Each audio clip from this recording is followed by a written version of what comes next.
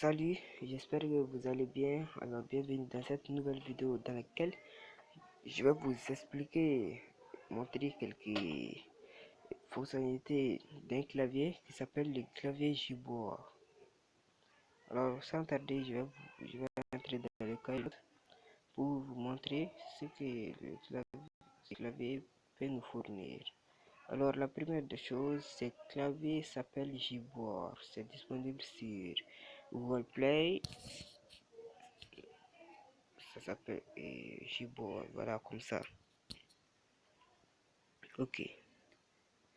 Bon, maintenant, la première fonctionnalité que je veux vous expliquer, c'est que ce clavier peut traduire de français à toutes les langues que vous voulez.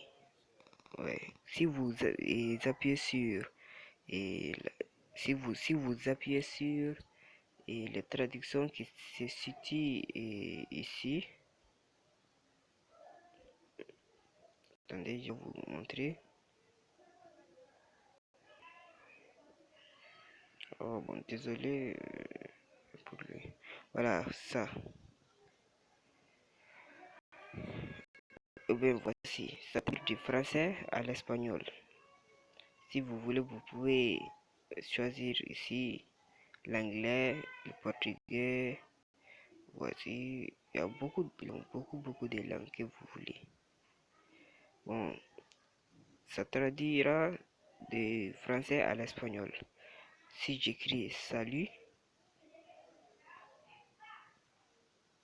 voilà, en français, ça va écrire en espagnol, comme vous le voyez. Bon, si vous voulez, vous pouvez prendre l'anglais. Si vous écrivez salut en anglais et en français, ça va écrire en anglais, comme vous le voyez. Si vous écrivez bonjour, ça écrit hello. Vous voyez, très pratique, non? Ok. Après cela, je vais vous montrer son presse-papier. Comme vous le voyez, c'est un très bon presse-papier. Si vous voyez quelque chose, vous voulez copier, vous n'avez qu'à cliquer sur la chose, ça va écrire, couper, copier et partager.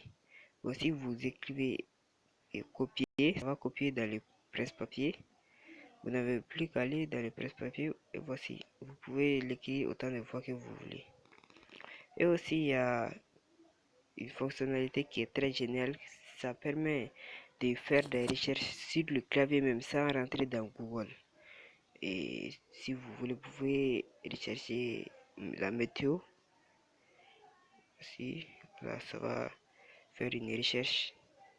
Voilà, vous voyez. Vous n'avez pas besoin d'aller dans Google pour faire vos recherches. C'est très pratique. Et la dernière fonctionnalité que je voulais vous expliquer, c'est, vous voyez le micro là, ça sert à dicter les mots. Mais quand le téléphone est en mode screen recorder, bon, ça peut pas marcher. C'est pour cela que je ne vais pas vous montrer cette démonstration. C'est à vous-même de télécharger et d'essayer cette fonctionnalité. Ok, merci et à la prochaine vidéo. N'oubliez pas surtout de vous abonner et d'activer la notification pour ne rater aucun de mes vidéos.